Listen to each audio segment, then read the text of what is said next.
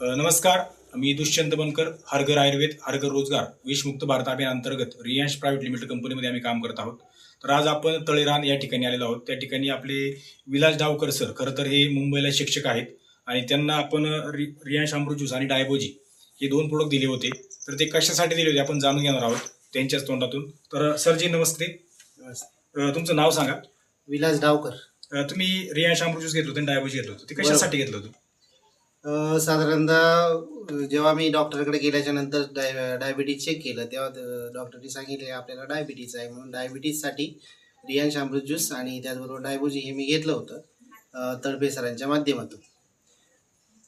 तर आता जवळजवळ बोला. तर आता तुम्ही पूर्ण 3 महिन्याचा याचा तुमचा कोर्स झालेला आहे. बरोबर. तर तुम्ही आता रिपोर्ट पण चेक केले डायबिटीजचे. हो, तर आताचे रिपोर्ट काय आहेत तुमचे? एकदम नॉर्मल असे रिपोर्ट आहेत. आणि मला सर्व लोकांना सांगणं आहे की आयुर्वेदाकडे वळा, कारण तर आयुर्वेद आपल्याला आपलं आयुष्य चांगलं बनवण्याचा प्रयत्न करत असतो. आपल्याला माहिती आहे आपली पूर्वीची व्यवस्था जी होती ती आयुर्वेदावरती आधारित होती पूर्ण देशाची. आणि इथून पुढे जी काही ॲलोपॅथीच्या माध्यमातून साईड इफेक्ट होतात ते आयुर्वेदाच्या माध्यमातून होत नाहीत. जर लोकांनी आयुर्वेदाकडे वळलं तर अतिशय छान त्यांचं आयुष्य त्यांना पुढच्या काळामध्ये निर्माण करता येईल. म्हणून आयुर्वेदाकडे त्याने आलं पाहिजे. आता तुमची शुगरची गोळी चालू आहे का बंद केली तुम्ही? बंद केलेली आहे. शुगरची गोळी पूर्णपणे बंद आहे. फक्त अमृत ज्यूस आणि डायबोजीच्या माध्यमातून तेवढेच औषध मी घेतो. आणि मला पूर्णपणे नॉर्मल जे आयुष्य त्यामुळे जगता आलं या औषधांच्या माध्यमातून.